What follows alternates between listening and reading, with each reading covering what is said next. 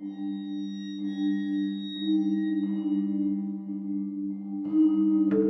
what's up guys? So this is episode 3. This is the final part of the Manson case. So I'm actually going to be recording every single episode today. At least all of the H.H. Holmes. I don't know if I'm going to record the Man stuff until maybe tomorrow. But the reason for that, the reason why lately I've been thinking of doing all the audio is because I want to change things up a little bit. Like this one, I'm recording them because I want to get to the Man. I've never done a case study on something that I actually created myself, like one of my horror series. But I plan on doing that. Starting in season 6, I'm going to be talking about only 2 sets of things. Because obviously season 6 is going to have 10 episodes. And it's going to be like that till season 10. So next season I'm going to talk about The Night Stalker, Richard Ramirez, and then Madness Man. And the next season I'm going to talk about Jeffrey Dahmer, and then I'm going to talk about Bullseye Killer, and then go from there. And then obviously season 10. Now I may do, since season 10 is a huge milestone, that is double digits in terms of number of seasons, I may do 15 episodes, and then that way I can do, 3 things, and I'll probably do Shadow for the last one, and then probably in between, maybe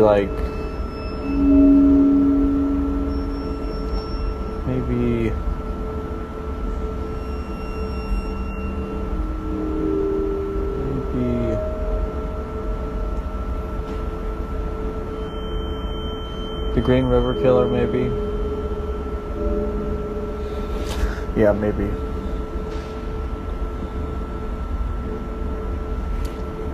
So, today we're going to be finishing up. I have to actually get to where we left off. But everybody's doing good. The last time we recorded,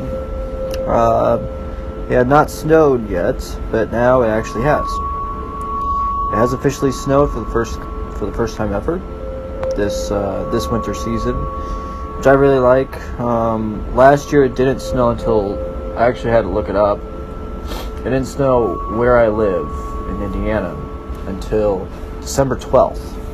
So to me that is ridiculous. I think that there should be snow when it gets there. So, let's begin. Ongoing disruptions. During the trial, family members loitered near the entrances and corridors of the courthouse to keep them out of the courtroom proper. The prosecution subpoenaed them as prospective witnesses who would not be able to enter while others were testifying. When the group established itself in vigil on the sidewalk, some members wore sheath hunting knives that, although in plain view, were carried legally. Each of them was also identifiable by the X on his or her forehead. You can just carry a knife in plain view. I mean, it doesn't surprise me. I mean, since day one, I've been here, and it doesn't surprise me. I mean, I've lived in India my entire life, and here we have problems with weapons, but I don't want to get into that. Some family members attempted to dissuade witnesses from testifying. Prosecution witnesses Paul Watkins and Juan Flynn were both threatened. Watkins was badly burned in a suspicious fire in his van. Former family member Barbara Hoyt, who had overheard Susan Atkins describing the Tate murders to family members Ruth Ann Morehouse, agreed to accompany the latter in Hawaii. There, Morehouse allegedly gave her a hamburger spite with several doses of LSD, found sprawling on a Honolulu curb in a drug semi-stupor. Hoyt was taken to the hospital where she did her best to identify herself as a witness in the Tate Blanca murder trial. Before the incident, Hoyt had been a reluctant witness. After the attempt to silence her, her reticence disappeared. On August 4th, despite precautions taken by the court, Manson flashed the jury a Los Angeles Times front page whose headline was, quote, "Manson guilty, Nixon declares," end quote. This was a reference to a statement made the previous day when U.S. President Richard Nixon had decried what he saw as the media's glamorization of Manson, voideered by Judge Charles Oder. The jury contended that the headline had not influenced them. The next day, the female defendant stood up and said in unison that in light of Nixon's remark, there was no point in going on with the trial. On October 5th, Manson was denied the court's permission to question a prosecution witness whom defense attorneys had declined to cross-examine. Leaping over the defense table, Manson attempted to attack the judge, wrestled to the ground by bailiffs. He was removed from the courtroom with the female defendants, who had subsequently risen and begun chanting in Latin. Thereafter, Older allegedly began wearing a revolver under his robes. Defense rests. On November 16th, the prosecution rested its case. 3 days later, after arguing standard dismissal motions, the defense stunned the court by arresting as well without calling a single witness, shouting their disapproval. Atkins, Krenwinkel, and Van Houten demanded their right to testify. In chambers, the women's lawyers told the judge their clients wanted to testify that they had planned and committed the crimes and that Manson had not been involved. By resting their case, the defense lawyers had tried to stop this. Van Houten's attorney, Ronald Hughes, remainingly stated that he would not, quote, push a client out the window, end quote. In the prosecutor's view, it was Manson who was advising the women to testify in this way as a means of saving himself. Speaking about the trial in a 1987 documentary, Krenwinkel said, quote, "The entire proceedings were scripted by Charlie," end quote.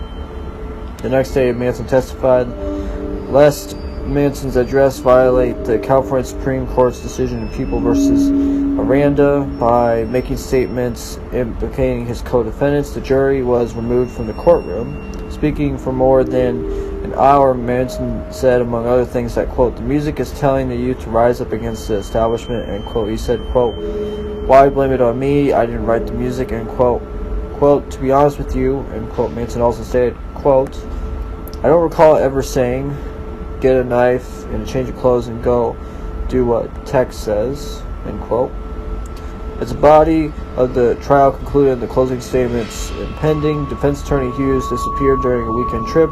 When Maxwell Keith was appointed to represent Van Houten in Hughes' absence, a delay of more than 2 weeks was required to permit Keith to familiarize himself with the trial transcripts. No sooner had the trial resumed just before Christmas than disruptions of the prosecution's closing argument by the defendants led Older to ban the 4 defendants from the courtroom for the remainder of the guilt phase.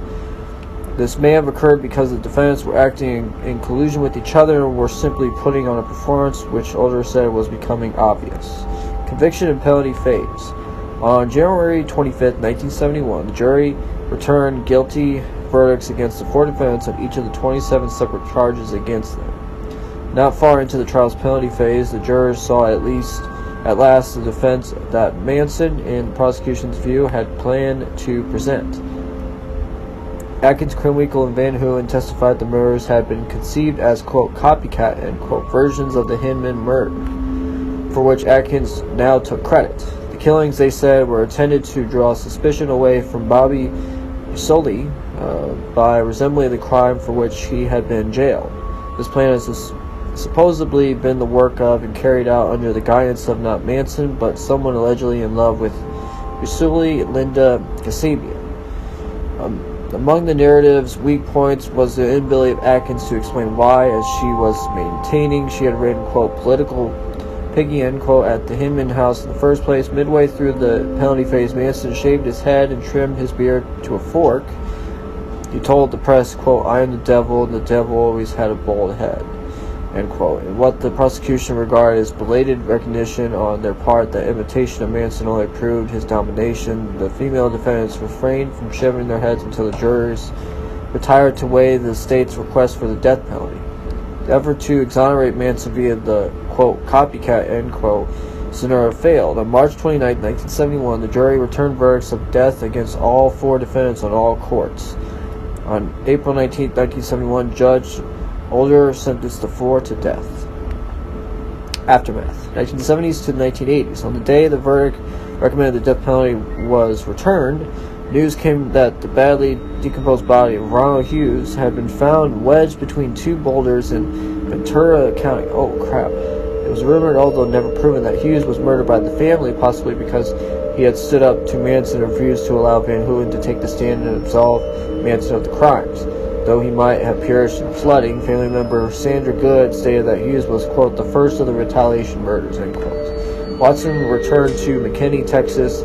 After the Tate LeBlanc murders, he was arrested in Texas on November 30th, 1969, after local police were notified by California investigators that his fingerprints were found to match a print found on the front door of the Tate home. Watson fought extradition to California long enough that he was not included among the 3 defendants tried with Manson. The trial commenced on August 1971. By October, he too had been found guilty on 7 counts of murder and 1 of conspiracy. Unlike the others, Watson presented a psychiatric defense. Prosecutor Vincent Bugliosi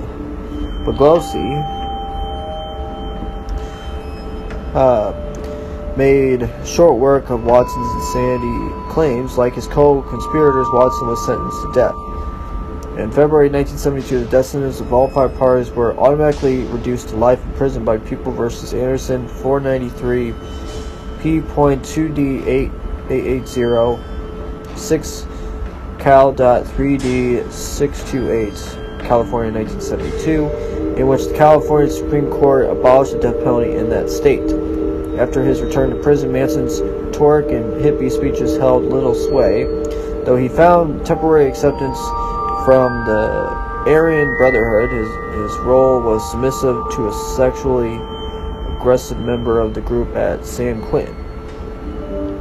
Before the conclusion of the Manson-Tate LeBlanc trial, a reporter for the LA Times tracked down Manson's mother, remarried and living in the Pacific Northwest. The former Kathleen Maddox claimed that in childhood her son had suffered no neglect. He had even been, quote, pampered by all the women who surrounded him, end quote.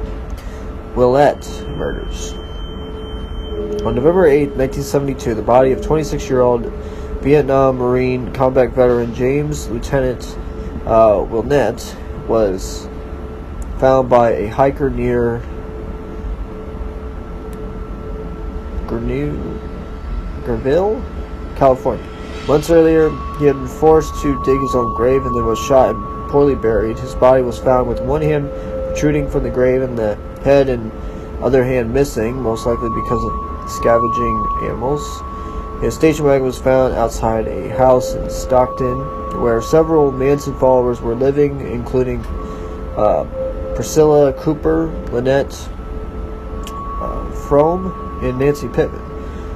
Police forced their way into the house and arrested several of the people there, along with Frome, who had called the house after they had arrived. The body of James Willette's 19-year-old wife, Lauren Chevelle Olmsted Willette, was found buried in the basement. She had been killed very recently by a gunshot to the head in what the family members initially claimed was an accident. It was later suggested that she was killed out of fear that she would reveal who killed her husband, as the discovery of his body had become prominent news. The Willette's infant daughter was found alive in the house. Michael Montfort pleaded guilty to murdering Rennie Willette and Priscilla Cooper. James Craig and Nancy Pittman pleaded guilty as accessories after the fact. Montfort and William Goucher later pleaded guilty to the murder of James Willette, and James Craig pleaded guilty as an accessory after the fact. The group had been living in the house with the Willettes while committing various robberies. Shortly after killing Willette, Montfort had used Willette's identification papers to pose as Willette after being arrested for an armed robbery of a liquor store. News reports suggested that James Willette was not involved in the robberies and wanted to move away, but was killed out of fear that he would talk to the police. After leaving the Marines following 2 tours in Vietnam, Willette had been an ESL teacher for immigrant children. In a Shea murder. In a 1971 trial that took place after the Tate LeBlanc convictions, Manson was found guilty of the murders of Gary Hinman and Donald Shea. and was given a life sentence. Shea was a Spawn Ranch stuntman and horse wrangler who had been killed approximately 10 days after an August 16, 1969, sheriff's raid on the ranch. Manson, who suspected that Shea helped set up the raid, had apparently believed Shea was trying to get Spawn to run the family off the ranch. Manson may have considered it a, quote, sin, end quote, that the white Shea had married a black woman. See, we're almost in the 2020s now. Nowadays, we don't see that as a problem, but this is 1969. I mean, black people sitting in the front of the bus was a problem. So, I mean, it doesn't surprise me that people were pissed off if two people that weren't the same race were marrying each other. So that doesn't surprise me. In separate trials, family members Bruce Davis and Steve Grodin were found guilty of Shea's murder. In 1977, authorities learned the precise location of the remains of Shorty Shea, and anytime I think of Shorty, I think of Shorty G for Raw for, oh my god, what the hell is it? Chad Gable. Contrary to family's claims that Shea had not been dismembered and buried in several places, contacting the prosecutor in his case, Steve Grodin told him Shea's corpse had been buried in one piece. He drew a map that pinpointed the location of the body, which was recovered. Of those convicted of Manson order murders, Grodin would become, in 1985, the first, and as of 1984, the only one to be paroled.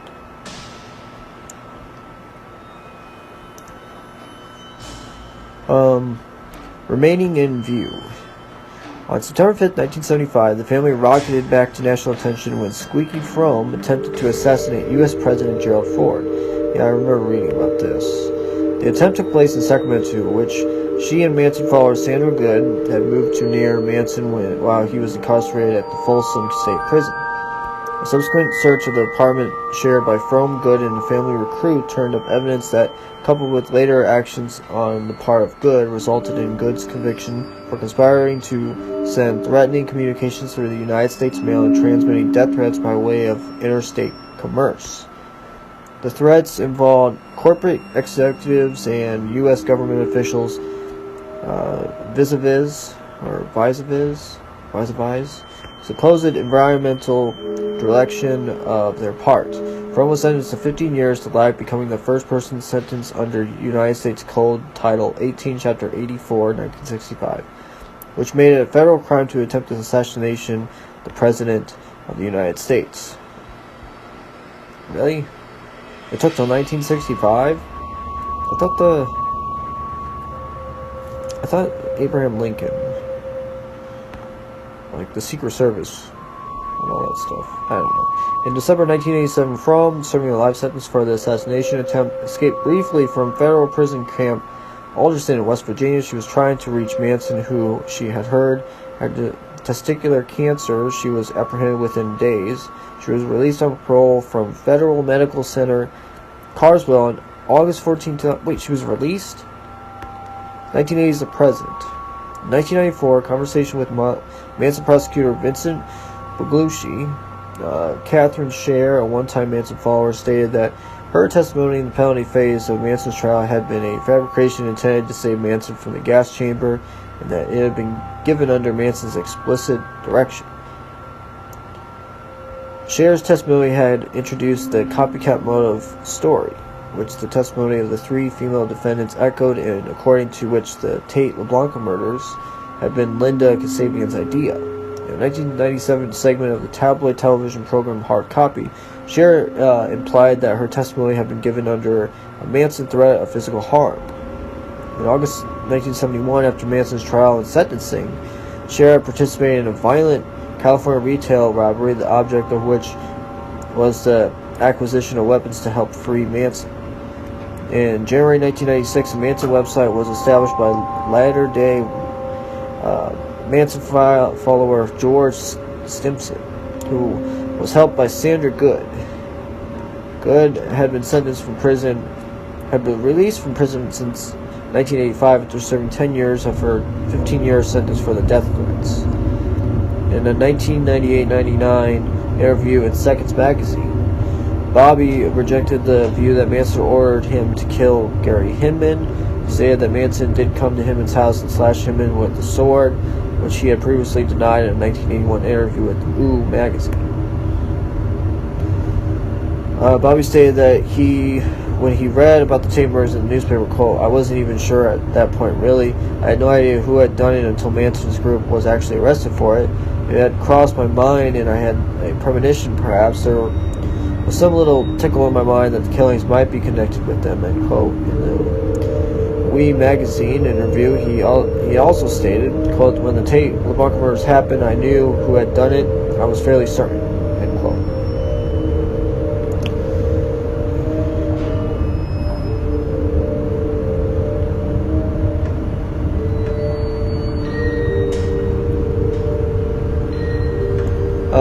There was announced in early 2008 that Susan Atkins was suffering from brain cancer. Thank God. An application from compassionate release based on the health status was denied in July 2008, and she was denied parole for the 18th and final time, September 2nd. Oh, and even better news, she died on September 24th, 2009. Oh, thank God.